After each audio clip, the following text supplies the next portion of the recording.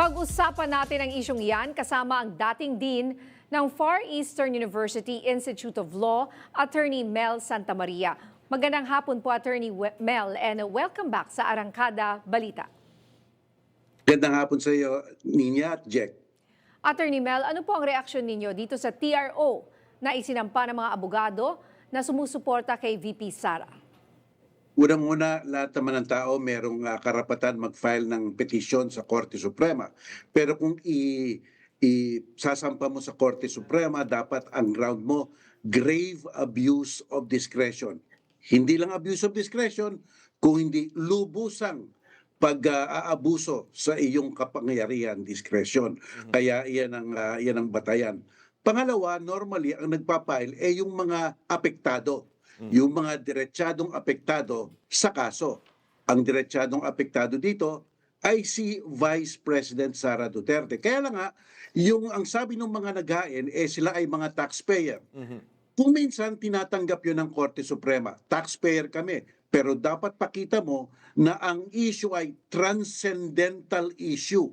Talagang long range ang effect nito sa Pilipinas. O kaya, tama, dapat merong kang sinasabing nagkakaroon ng illegal disbursement o may constitutional issue na naman, no, na matindi.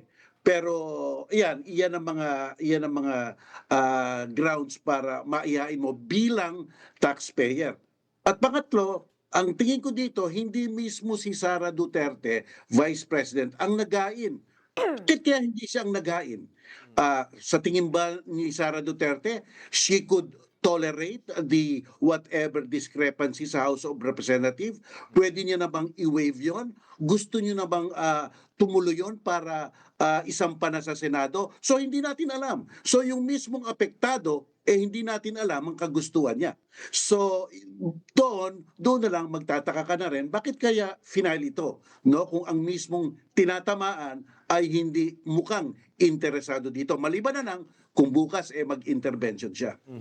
And attorney, ito nga legally talaga bang pwede siya patigilin ng SC? Kumbaga nangyari na to noon pero iba naman yung naging grounds, di ba? Parang ang sinilip ay yung 1-year bar. Pero anong grounds ang pwede nilang patigilin itong nagaganap ngayon sa Kamara at considering na co-equal branch sila? Palagay ko, hindi ito ititigil ng Korte Suprema. Dahil yung dating kaso, nung nanalo si Sara nung July 2025 at nung 2026, ayon, humingi rin ng tigilan ng Senado, hindi binigyan. Sapagkat nire-respeto ng Korte Suprema ang pagka-co-equal body. Kaya nga, nagulat tayong lahat, dumiretso na sa desisyon nun. Biglang nagkaroon tayo ng desisyon. Pero hindi binigyan rin ng TRO sapagkat yun nga ay paggalang sa isang co-equal body. Yung TRO ito, mukhang malabo-labo ito. Lalong-lalo na, Jack, na talagang wala pang resolusyon ang House Committee on Justice. Talagang pumupunta pa lang sila sa hainan ng ebidensya. Yung substantial in form, substantial in substance, ground, iyon pa lang ang nangyari. Wala pa talagang naapektuhan at hindi pa nagkakaroon ng resolusyon. Kaya mahirap mag-issue ng TRO. Opo. At kung tutuusin nga po sa sagot pa lang ng legal team ni VP Sara, kine-question na nito ang jurisdiction ng Kamara. Ano po ang masasabi niyo dito? Well, ang Kamara ang nasa Constitution naman talaga na ang Kamara ang siyang nag-uumpisa ng isang impeachment proceeding. Basta't merong ang articles of articles of impeachment ay meron ng mga huwastong mga ground at yung mga tao namang nakalagay sa Constitution ang tinutuon like President or Vice President, talagang iyon doon pa lang may jurisdiction na, kumabit na at hindi na matatanggal. Kaya iyan ang alituntunin, diyan. May jurisdiction 'yan. Kaya lang nasinayan natin yung petition nila doon sa mga nakapost sa Facebook. Sinasabi nila ulit yung mga fishing expedition, yung mga roving inquiry, yun ulit yung narinig na natin nung nahandyaan pa lang sa mababang kapulungan sa mga news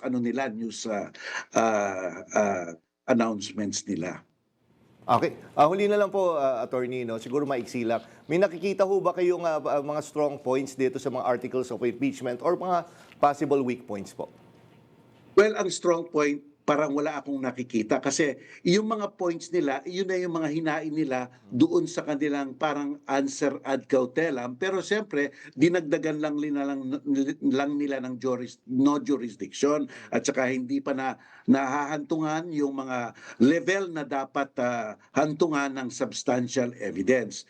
Ang mga weak point naman, nakikita ko dito, may impact talaga yung hindi pagsama ni Sara Duterte because hindi natin alam kung siya para sa kanya, pwede nang i-tolerate kung meron mang mga pagkukulang o pwede niya nang i-waive kung meron mang pagkukulang hindi natin alam. Ano? At pangalawa, ang weakness nito nga wala pang talagang halos nangyayari na material diyan sa House of Representatives. Lahat naghihintay pa kung ano ang magiging resolution. At sa House Committee, hindi pa rin matatapos diyan. Meron pang 1/3 sa plenary. Kaya mahaba-haba pa to. Kaya itong TR ang hinihingi nila, palagay ko hindi nila makukuha to. Okay. Okay, maraming salamat po, Attorney Mel Santamaria. Salamat.